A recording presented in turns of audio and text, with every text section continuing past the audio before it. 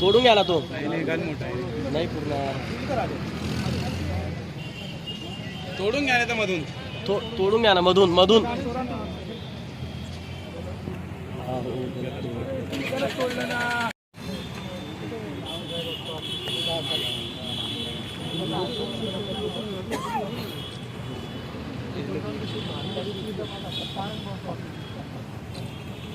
स्वराज्याचे संस्थापक छत्रपती शिवाजी महाराज, स्वातंत्र्याचे जनक क्रांतीसूर्य लवजी वस्ताद साळवे,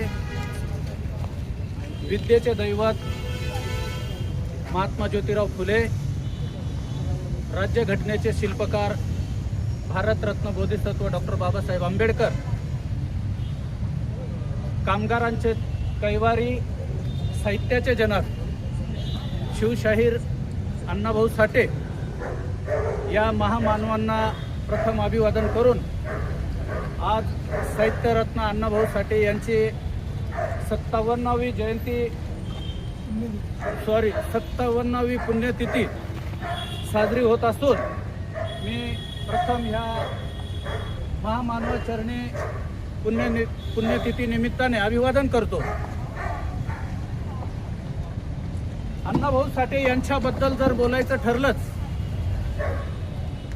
तर आता राज्यभरामध्ये जे वादळ उठलेलं आहे याच्यामध्ये काही कमकुवत बुद्धीचे बांधव स्वतःला मोठा प्रसिद्धी मिळवण्यासाठी अण्णाभाऊ साठे व लवजी वस्ताद साळवे यांच्यावर आग ओकत आहेत. परंतु मी आज पुण्यतिथी निमित्ताने एक गोष्ट सांगू इच्छितो की ह्या भारतभूमीवर जे जे महापुरुष जन्माला आलेत यांनी आपलं कार्य करताना, आपल्या जीवाची आहुती देताना कधीही कुठला भेदभाव, जातीभेद, वर्णभेद केलेला नाही. आणि महापुरुषांची गिनती कोणीच करू शकत नाही. महापुरुष असतात. त्यांनी इतिहास घडवलेला. साळवे यांचे वडील राघोजी साळवे हे होते आणि त्याच राघोजी साळवेंना ज्या वेळेस इंग्रजांनी आपल्या घोड्याच्या टापाखाली तुडवलं त्यावेळेला लवजी वस्ताद साळवे हे 12 वर्षाच्या वयात असताना त्यांनी आपल्या वडिलांच्या चित्तेवर हात ठेवून प्रतिज्ञा केली, जगेल तर देशासाठी आणि मरेल तर देशासाठी. इंग्रजाच्या तावडीमधून या देशाला स्वातंत्र्य मिळवून द्यायचं असेल म्हणून त्यांनी ही प्रतिज्ञा केली आणि त्यांनी मरेपर्यंत लग्न केलं नाही.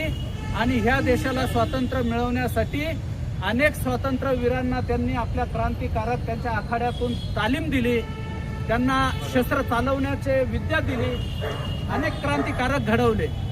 आणि त्याच लवजी वस्तादांच्या तालमीमध्ये शिक्षणासाठी ज्या वेळेला सावित्रीमाई फुलेंना त्रास व्हायचा, महात्मा ज्योतिराव फुलेंना त्रास व्हायचा, तर त्यांचे अंगरक्षक म्हणून महात्मा ज्योतिराव फुलेंचं रक्षण आणि सावित्रीमाई फुलेंचं रक्षण लवजी वस्तादांच्या तालमीतल्या पैलवानांनी केलं. आणि त्यावेळेला महात्मा ज्योतिराव फुले यांनी लवजी वस्तादांना आपले गुरु मानले. त्याच्यानंतर भारतरत्न डॉक्टर बाबासाहेब आंबेडकरांनी ज्या वेळेस अत्यंत हाल अपेष्टातून ती ज्या दलित समाजाची कुत्र्या मांजऱ्यापेक्षा निपत्तर दैना होती आणि त्या गटारीतून वर काढण्यासाठी बाबासाहेबांनी ज्या वेळेस आदर्श घेतला तो महात्मा ज्योतिराव फुले यांचा आदर्श घेऊन महात्मा ज्योतिराव फुले यांना गुरु मानले. आणि अशा जाती व्यवस्थेमधून ज्या वेळेला बाबासाहेब आंबेडकर असतील, अण्णाभाऊ साठे असतील, यांना गाव कुसाबाहेर राहताना वर्गामध्ये बसू दिले जात नव्हतं, शाळेच्या बाहेर बसून यांना शिकवावं लागत होतं. आणि ज्या वेळेला अण्णाभाऊ साठे पहिल्या दिवशी शाळेत गेले, दुसऱ्या दिवशी शिक्षकांनी विचारलं की तुला हा धडा येतो की? एका दिवसात काही येऊ शकत नाही. आणि त्या जातीवादी शिक्षकाने अण्णाभाऊ साठेंना मारलं. आणि त्याच वेळेला अण्णाभाऊ साठेंनी शेवटचा 1.5 दिवसामध्ये शाळेला रामराम ठोकला आणि तिथून अण्णाभाऊ साठेंनी शाळेचं नांद सोडला. ते आपल्या कला पथकातून ज्यावेळेस ढोरं ढाकरं चारायला जायचे तिथून त्यांची साहित्याची लेखणी तयार झाली, कलाकारी शिकले, वगनाट्य असेल.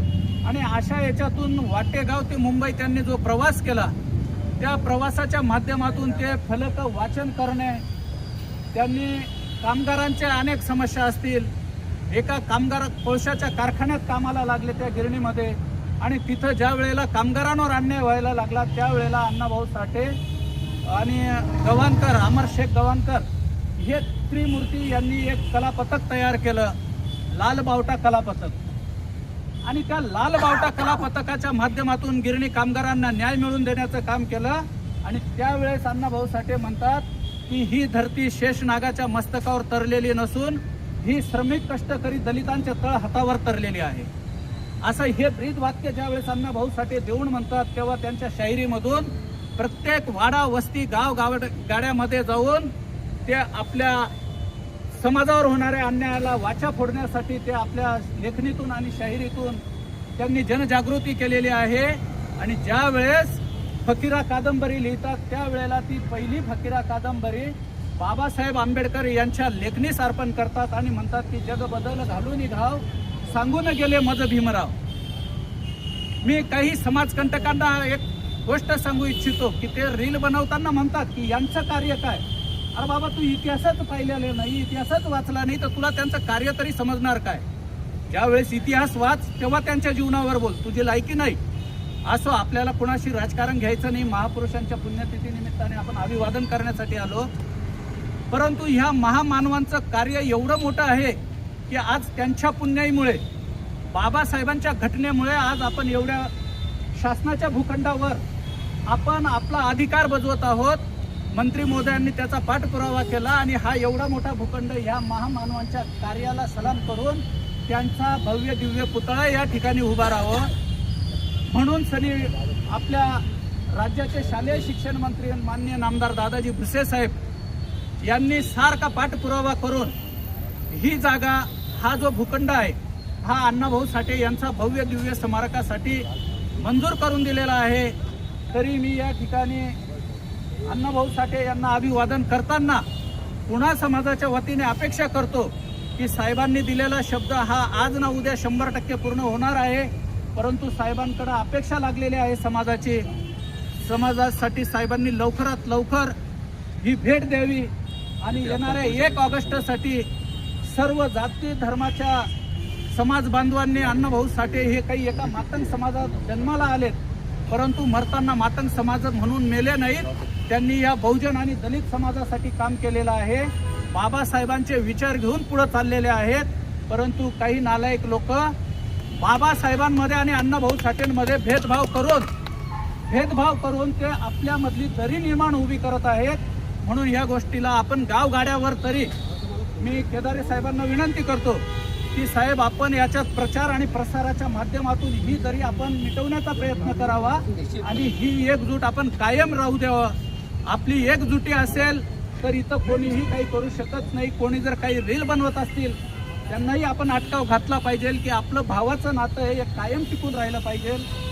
भाऊ वेगळा झाला म्हणून आईबाप वेगळे होत नाहीत. तुम्ही आपण जरी वेगळं झालं तर आपले महापुरुष एकच आहेत आणि एकाच विचाराचे आहेत. असंच म्हणून मी या ठिकाणी साहित्यरत्न अण्णाभाऊ साठे यांना त्रिवार अभिवादन करतो. आलेल्या सर्व समाज बांधवांच्या वतीने पुण्याच्या अण्णाभाऊ साठे यांना त्रिवार अभिवादन करतो.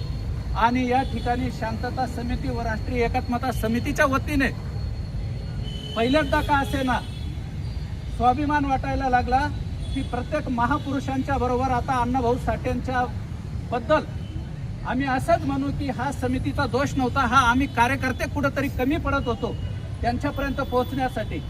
तर आम्हाला नक्कीच अपेक्षा आहे की येणाऱ्या 1 ऑगस्टला आपण राष्ट्रीय एकात्मता समितीच्या वतीने व मालेगाव शहर शांतता समितीच्या वतीने ज्या आपल्या समितीचे अध्यक्ष प्रांत अधिकारी साहेब आहेत, अप्पर जिल्हा अधिकारी साहेब आणि शासकीय अधिकारी यांनी सुद्धा 1 ऑगस्टला अण्णाभाऊ साठे यांना अभिवादन करण्यासाठी आपल्या वतीने येतील अशी या ठिकाणी अपेक्षा करतो आणि इथंच थांबतो. जय हिंद, जय भीम, जय महाराष्ट्र, जय लवजी.